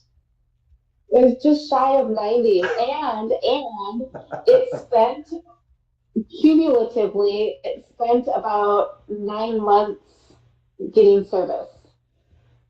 So 3 months I left it in California because I got a fat front tire kit on it. 3 months I left it in Arkansas when I moved back, and then there was time that it spent when it got all banged up and I had to get the insurance worked out and stuff like that. Yeah, 90,000.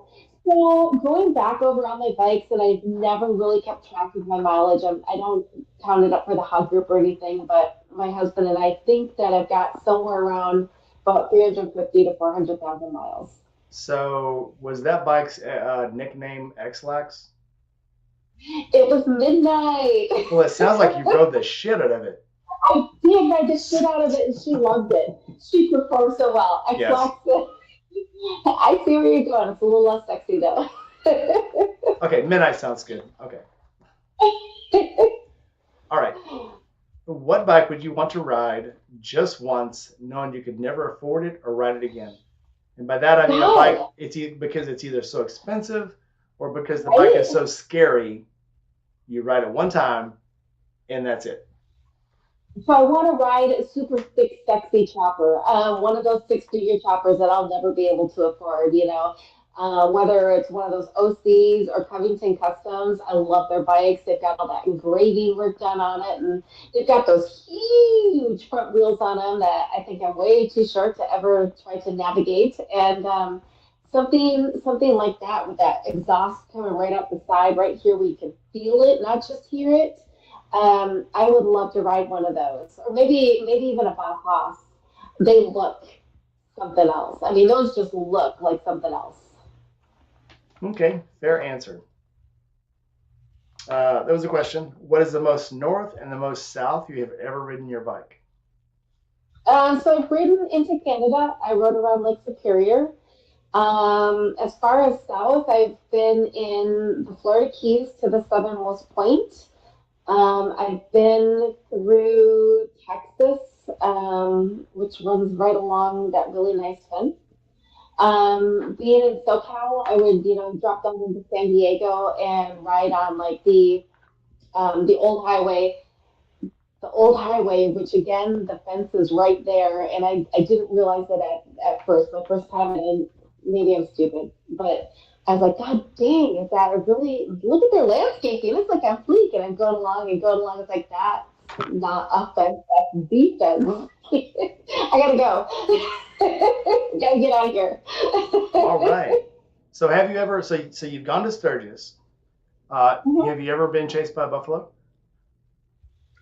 No, I've never been chased by buffalo, but we did get really close to some when we were in the Badlands. They were One was just standing there staring at people like it had been drugged, and the other one was rubbing itself on this fence post, this poor fence post, and it just kept rubbing itself. And people were trying to get up close pictures without getting too close to the buffalo, so somebody had to pick up truck, and they're like driving past, and I did my famous thing where I parked myself in the corner and just people watch, waiting for the magic to happen, but it didn't. So I Somebody's have no always idea going to try to pet the what to fluffy cow. Yeah. Um, Another friend of mine went, and the buffalo just started taking interest in her on her motorcycle. And so luckily the car in front of her like waved her around. So the buffalo was on the right side, she came around the left side, and they drove and like blocked her from the buffalo because the buffaloes, I've heard that the roar of some of the motorcycles, especially the ones that have open pipes and stuff, to them that sounds like a bellow, Oh, and it makes them angry. oh boy. So yeah, loud pipes do not always save lives. Sometimes it just makes the buffalo mad, it makes the fluffy cow very angry. You don't want that. My pops had told me he was riding his bike and he went through an area that had buffalo. He had one of his wives on the back of the bike, and I don't remember which one, but they went. I think they got married out there, and they were driving through, and they went through this area with buffalo. Realized that the road ended, so he turned it around, and as he's coming back, he realized that all the buffalo had come to this little dirt road, and as he rode through, they were chasing him out of there. So Yeah, that yeah. was quite the story. Yep, I had somebody tell me this was probably a few years back that they said that the it's kind of like if you got a lawnmower to the bees, it sounds like or wasps, it sounds like a challenging, like a territorial buzz. That's why they attack lawnmowers.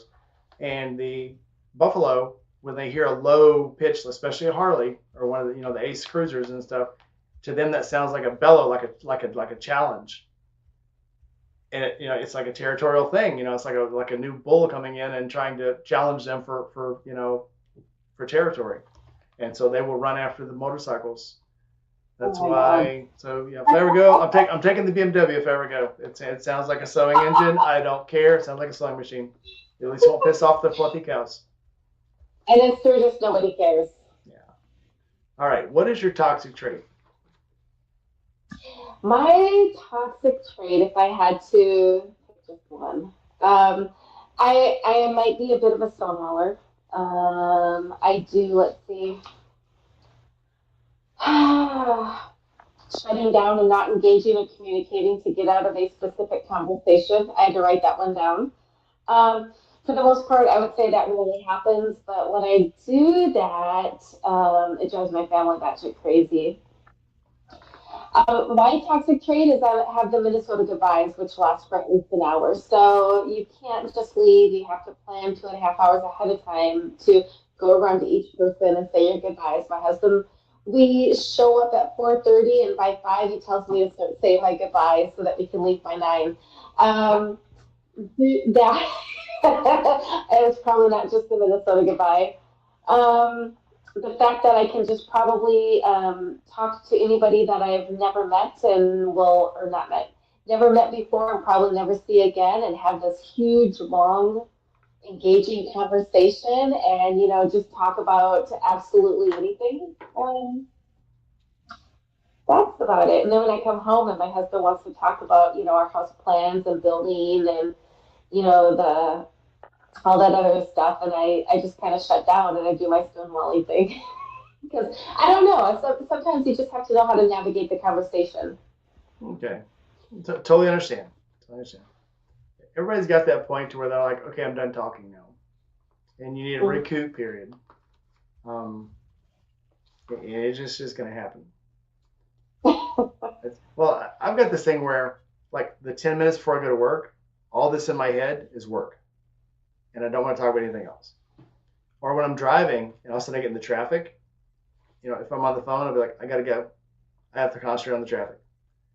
And then, Yeah. and then when I first get home, I have to unload my brain before I can think of anything else. So it's like, I'm lucky my wife understands most of the time, unless she has something really, really important she wants to say. Because if she starts talking and I'm thinking about work, I don't hear, and I'll have to tell her sometimes, I want to hear what you're saying right now. I just can't concentrate. Give me 5 minutes. And she's very understanding Yeah, about yeah. that. That little bit of a detox time. I need some detox time. Yeah. All right. We've already talked about the things you'll never take a road trip without. Did we cover everything that you just will not get on the bike without? Zip ties, rechargeable airport rain gear, heated gear, small toolkit, bottles of water, and cash. I go nowhere without cash. I always Which take a is credit weird because card. some people don't take it. Some people don't take cash anymore. No, But the people who do take cash will give you a discount if you pay cash. I don't carry cash anymore because if I have cash, it's too easy to spend. So, and that's something I learned from the Navy. If you have cash on you, you're going to spend it. And I'd go, especially when I was in the Navy, traveling, it was like, okay, if I go somewhere and I have $100 on me and I go out, I'm going to spend $100. If I got $50 on me, I'm going to spend $50. If I have the credit card, I have to think about it. Because every time I go to sign it, I have to think about what the bottom line says. So I'll carry a few bucks for just like, in case I need to wash the car, in case I need a soda or something, but that's it. Yeah. And again, if we're going on a long trip, we're going to take cash because there's things we like, especially if we go for a camp out, there's going to be donations, there's going to be a charity thing where I can donate, buy t-shirts or whatever. But it's the same thing. I'm not going to spend more than I have cash for. So you don't want to take all your money out. You just want a few. All right. What is your favorite motorcycle from a movie or TV series? Well, I'd say the FXR and the lowrider from Harley Davidson, the Marlboro Man. Maybe the Fat Boy, Terminator 2, the Fat Boy. I used to dress up as Evil Knievel when I was a little kid. XR 1000s. I think you had XR 1000 and XR 750. Yeah, those are badass bikes. I love those bikes. I had the Evil Knievel jump kit, the one you had to crank up and it would take off. I think I broke one and they bought me another one. Oh, I loved Evil Knievel. My favorite from any series. My go-to are the FXR bikes. I really like those front ends on them. I just think that they're cool and they just look vintage and those are bikers, So I do like those. Do you remember the show Renegade with Lorenzo Lamas? No, I don't watch a lot of TV though. This is from the 90s, like the early 90s. He was a bounty hunter and he worked with two other people, but he would ride this motorcycle everywhere. And somebody one time told me that it was a super glide that had been customized. And I can't. It is definitely a bastardized bike, but that was the coolest bike. It had a sunburst gas tank on it. It was very cool. He rode it every big, long, stretched out, super raked frame, super raked front end. But that's the bike that I said I want to get into cruisers. I want that chopper. I want it bad. Before that, it was Honda, Hondas and Yamahas, and I had a Suzuki 650 Turbo. And but after seeing that bike, I was like, I want that bike. And then I got more into, the Honda Sabre, and I had a Honda Magna. And that's what made me start wanting cool looking bikes, not just fast bikes. But that's so cool. All right. Final question for you. Be thinking another. Okay. If you guys have any questions in the comments there, go ahead and drop your questions. Bride the Biker had dropped in. Sorry, we got carried away and I didn't see. Serenity Kitty, welcome in. If you guys have any questions, go ahead and drop me some questions and we'll get back to you. And then you have a couple more for me, hopefully. But my last one for you is who would you like to ride with from the past or present? Could be someone who's deceased, someone who's still around. Who would you want to ride motorcycles with? So I thought about that. I have a whole list. I mean, do you really have to pick just one? Keanu Reeves, I think would be just cool. He's got the stories for days. Who's that? And I think that would be cool. Keanu Reeves. Keanu. Am I saying it wrong? Jay Leno with his whole garage full of, bikes and cars. He would be cool to ride with. Katie Seagal. Holy crap. She would be awesome. And if you watch any of the Instagram, Cricket the Boston Terrier. I just want to hang out with the lady who rides with Cricket, the Boston Terrier. I have not seen that. You have to follow Cricket, the Boston Terrier. She has her own Instagram page. She has more miles than all of us combined. Yep. And she's a badass little Boston Terrier. I'd love to put I'd love to put my dog on the back of a bike. And then I was like, oh, do I really, I had this crash. Do I really want to put my dog through that? Um, but yeah, Cricket is just a badass biker dog. She's got her own vest. She's got, her own little crate that she rides in. And her mom rides a lot of miles. And Cricket's got probably 500,000 miles under her belt. Have you ever watched Adam Sandoval? Oh yeah, I've been to the Stubborn American camp out. Yeah, his dog Scooter. He took everywhere with him. And when Scooter Sure died, he put Scooter on a tank. He put Scooter on a primary cover. But just that dog traveled. That dog put on a few miles too, absolutely. And that I just love what he did too. It raised a lot of awareness. So I got to meet Adam last year, again last year when he started as a Great American Cowboy. It started at Pig Trail Harley Davidson. I was new to Arkansas, so I rode my bike from Hot Springs up there. It was like, I don't know, 3 hours. Stood in line, met him, said hi, hey, my husband was military, my daughter's military, my dad was military, my grandpa was military, and stuff. And we had this big conversation about the family that supports military. And so I got to ride with him on his first leg. He went to Little Rock, and then I did go to the Stubborn American rally after that, which was a great big party and really fun. I got to meet him down at Forgotten Angels, and literally it was just like Forgotten Angels is so loose. There's no lines to meet people. You just like gather around them and you all talk. And it doesn't seem like much, but when I was there was probably only 250 people at the camp out. It's a very close knit thing. It's a little charity, and just such a normal guy. And of course, Shade Tree Surgeon's giving him all kinds of shit about being, look, everybody. And he got so yeah. Adam got up and gave a speech, and Shade Tree's like, oh, did you practice that in the mirror all morning? Is that how you got so good at this? They just give each other shit all day long. They're giving each other crap, but it's just so much fun, and I have a lot of respect for what he does. And he'll admit, that he doesn't know that much about bikes, or he'll admit he doesn't know how to do stuff, but he'll try. And there's a lot of respect for that. Now he's gone from being literally homeless, living on the back of a bike, to having, I think he has 2 or 3 camp areas. He's trying to open more stuff, and he's just done so well for himself that it's just kind of cool. Yeah. Other than that, so they're asking you about going to the next Forgotten Angels camp out. I will talk to you about the camp out after we're done. Tell you a little more about it and what it does and stuff. But we have zoomed through these few hours. I told you this would happen. Just like it just goes. I had the best time. I was like a little worried, like, oh my God, are we gonna have enough to talk about? It's gonna be like, 30 minutes. It'd be like, we're done. But no, I've had the best time. And that never happens. And people say, well, somebody I interviewed here over Vax was like, yeah, I'm not a very interesting person. There's not much to talk about. And literally like 2 hours in, we're like, we say like 5 or 6 questions left. And she's like, we've been on for 2 hours. I said, I know, we're not done yet.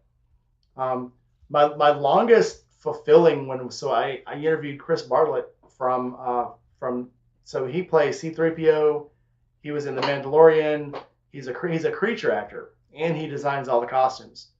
So we literally went for like almost 3 hours, and he was like, well, halfway through, he's like, well, can I show you some costumes that I'm working on? Can I show you some helmets that I made for The Mandalorian, or that I made for, I think the one he brought out, he was in Book of Boba Fett.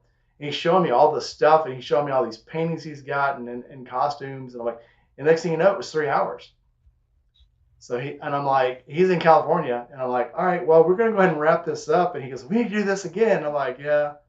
Because it's like, for an actor to say, I had fun, and he's not, of course, he's a fun guy anyway. But that was kind of a compliment to me that he had so much fun on my thing. He goes, you made it really interesting. I'm like, I made it interesting. Shit, I'm not the actor here. But it was a lot of fun. But all right, So it looks like we are dried up on questions for now. So I'm going to go ahead and let everybody go. You hang out. So I'll invite everybody to like, comment, subscribe, hit that bell. Make sure you go to, I got to do these, they're my sponsors. Go to W Energy. The link is down below. Code Rainy Rider for 10% off, or click any of them and you'll get automatic 10% off. And make sure you go to IndyRidgeUSA.com. Look at the boots, gloves, and stuff they've got there. And enter code, I'm getting better at this, enter code Rainy Got Wet Again for 10% off of all your purchases. The link is good forever, as many times as you want to use it. So I think I did okay. All right, guys. Thank you, everybody. We'll go ahead and like, comment, subscribe, hit that bell. You go ahead and hang out. We'll talk when we're done here. All right, everybody. Y'all have a good evening, and thanks for coming by.